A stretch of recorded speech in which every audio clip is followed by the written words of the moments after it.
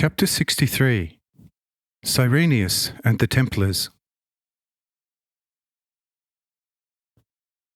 Says Cyrenius, "Did you hear the testimony against you by one resurrected from the dead, which incriminates you more heavily than all robbery and murder?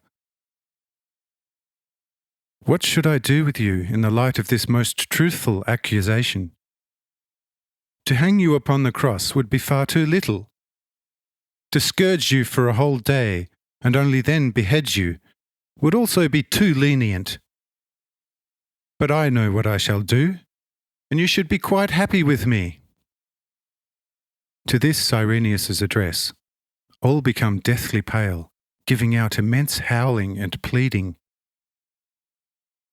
Cyrenius, however, asks me on the side whether he ought to, in earnest, impose a penalty upon these miscreants, following his verdict, in accordance with which eternal silence should be dished out to them. Say I, impose only the verdict, threatening its execution without further leniency with the first violation. Thereafter release them. Cyrenius steps forward commanding silence, saying, "Lend me your ear, you miscreant goblins.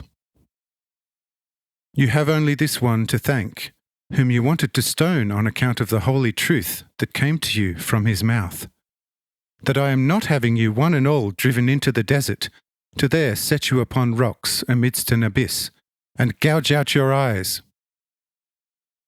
But should any of you dare to so much as prattle outside this school, even one syllable, about anything that has taken place here, either verbally, or in writing, or by gesture, expression, or by hand signals, upon such the execution shall be carried out with the most inexorable sharpness. Nor shall I desist from punishment upon hearing of your tormenting the people with unlawful extortions, and the persecution by you of divine truth, for the sake of your shameful and selfish ordinances.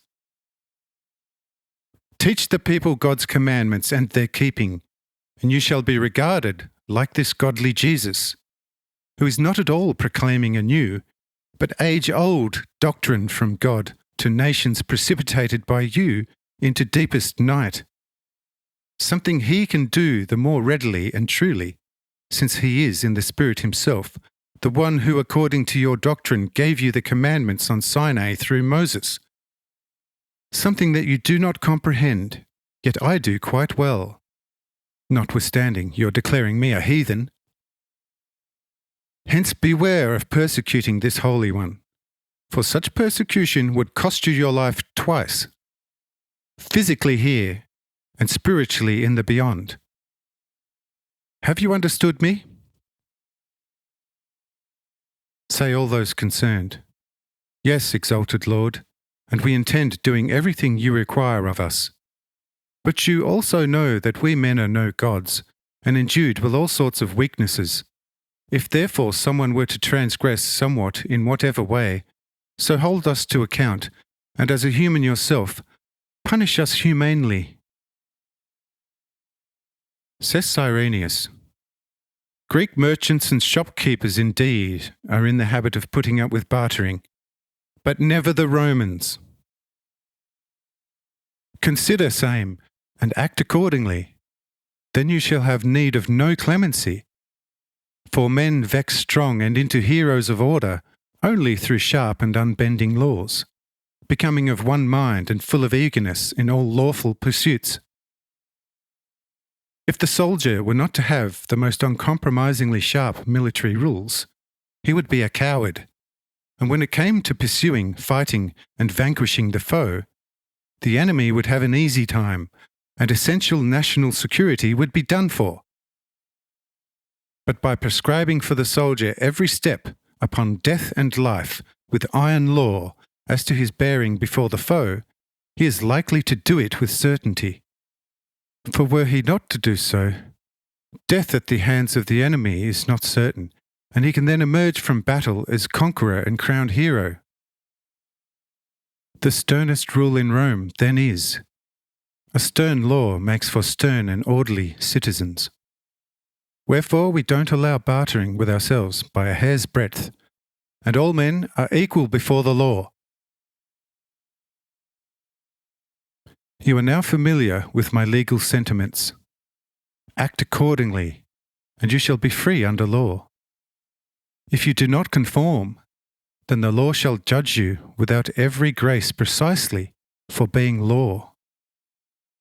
The entire earth with everything in and upon it endures only for the unbending will of God. Were God to admit bartering with himself only to the smallest degree, what would become of the earth and ourselves in the next moment? Everything would come unstuck. A national society would fare likewise. If just one law were to slacken off, then the others too would lose their force and application. And the great edifice of state would only too soon be in ruins. Hence my warning stands to you inexorably.